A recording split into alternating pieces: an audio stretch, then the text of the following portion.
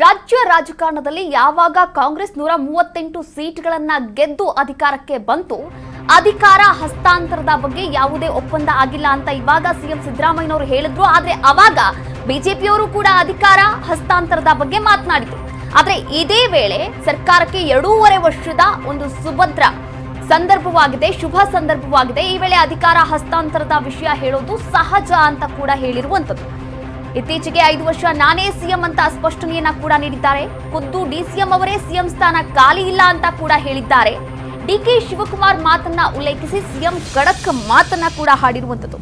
ನೋಡಿ, ಇಲ್ಲಿ ಯಾವಾಗ 138 ಸೀಟ್ಗಳಿಂದ ಗೆದ್ದು ಬಂತು ಕಾಂಗ್ರೆಸ್ ಸರ್ಕಾರ, ಆ ಜೋಡೆತ್ತುಗಳು ಕಾರಣ ಆಗಿದ್ವು. ಅಂದ್ರೆ ಒಂದು ಕಡೆ ಸಿಎಂ ಸಿದ್ದರಾಮಯ್ಯನವರು ಹಾಗೆ ಡಿಸಿಎಂ ಡಿಕೆ ಶಿವಕುಮಾರ್ ಅವರು, ಇವರಿಬ್ಬರೂ ಕೂಡ ಇಲ್ಲದಿದ್ರೆ ಅಂದ್ರೆ ಇವಾಗ ಏನು ಕಾಂಗ್ರೆಸ್ ಆಡಳಿತವನ್ನ ನಡೆಸ್ತಾ ಇದೆ ಅದು ಸಾಧ್ಯ ಆಗ್ತಾ ಇರಲಿಲ್ಲ.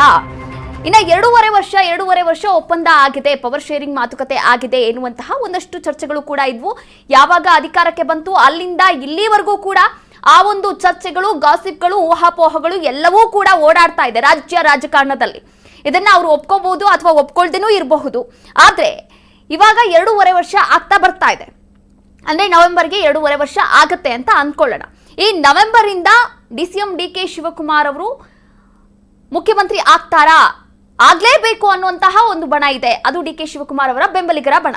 ಇನ್ನ ಶ್ರೀಗಳು ಕೂಡ ಇದ್ದಾರೆ. ಶ್ರೀಗಳು ಕೂಡ ಪ್ರತ್ಯೇಕವಾಗಿ ಹೇಳಿಕೆಯನ್ನ ನೀಡಿರೋದುಂಟು. ಆದ್ರೆ ಇತ್ತೀಚೆಗೆ 5 ವರ್ಷ ನಾನೇ ಸಿಎಂ ಅಂತ ಎಲ್ಲಿ ಚಾನ್ಸ್ ಸಿಕ್ಕಿದ್ರು ಕೂಡ ಸಿಎಂ ಸಿದ್ದರಾಮಯ್ಯನವರು ಈ ಒಂದು ಹೇಳಿಕೆಯನ್ನ ನೀಡೋದನ್ನ ಮಿಸ್ ಮಾಡೋದೇ ಇಲ್ಲ. ಎಲ್ಲೇ ಚಾನ್ಸ್ ಸಿಕ್ಕಿದ್ರು ಕೂಡ ಇವಾಗ ದೆಹಲಿಯಲ್ಲೂ ಕೂಡ ಹೇಳಿಕೆಯನ್ನ ನೀಡಿದ್ರು, ಅದರಂತೆ ಮೈಸೂರಲ್ಲೂ ಕೂಡ ಹೇಳಿಕೆಯನ್ನ ನೀಡಿದ್ರು. ಒಟ್ಟಾರೆಯಾಗಿ ನಾನೇ 5 ವರ್ಷ ಸಿಎಂ ಅಂತ ಹೇಳ್ತಾ ಇದ್ದಾರೆ. ಆದ್ರೆ ಇನ್ನು ಈ ಕುರಿತಂತೆ ಡಿಸಿಎಂ ಡಿಕೆ ಶಿವಕುಮಾರ್ ಅವರು ಏನ್ ಹೇಳಿದ್ದಾರೆ, ಸದ್ಯಕ್ಕೆ ಅಂತ ಅಲ್ಲ, ಸಿಎಂ ಕುರ್ಚಿ ಖಾಲಿ ಇಲ್ಲ ಅಂತ ಹೇಳ್ಬಿಟ್ಟು ಒಂದೇ ಒಂದು ಮಾತು ಹೇಳ್ಬಿಟ್ಟು ಸೈಲೆಂಟ್ ಆಗೋಗ್ಬಿಟ್ಟಿದ್ದಾರೆ ಡಿಕೆ ಶಿವಕುಮಾರ್ ಅವರು.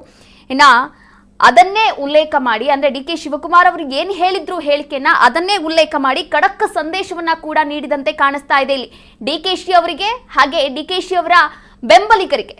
ಡಿಕೆಶಿ ಅವರು ಯಾರು ಸಿಎಂ ಆಗ್ಬೇಕು ಅಂತ ಹೇಳ್ತಾ ಇದ್ದಾರಲ್ವಾ, ಅವರೆಲ್ಲರಿಗೂ ಕೂಡ ಖಡಕ್ ಒಂದು ಸಂದೇಶವನ್ನ ನೀಡಿದಂತೆ ಕಾಣಿಸ್ತಾ ಇದೆ. ಅದರ ಜೊತೆಗೆ ಇನ್ನ ಸಿಎಂ ಸಿದ್ದರಾಮಯ್ಯನವರು ಇದೇ ವಿಚಾರವಾಗಿ ಮಾತನಾಡಿದ್ದಾರೆ. ಪವರ್ ಶೇರಿಂಗ್ ಬಗ್ಗೆ ಯಾವುದೇ ಒಪ್ಪಂದ ಆಗಿಲ್ಲ ಅಂತ ಕೂಡ ಸ್ಪಷ್ಟನೆ ನೀಡಿದ್ದಾರೆ. ನೋಡ್ಕೊಂಡು ಬರೋಣ.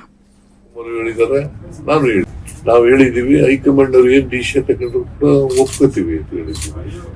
ಅದನ್ನ ನಂಬರ್ ಟೈಮ್ಸ್ ಹೇಳಿದೀನಿ, ನಾನು ಅನೇಕ ಬಾರಿ ಹೇಳಿದೀನಿ.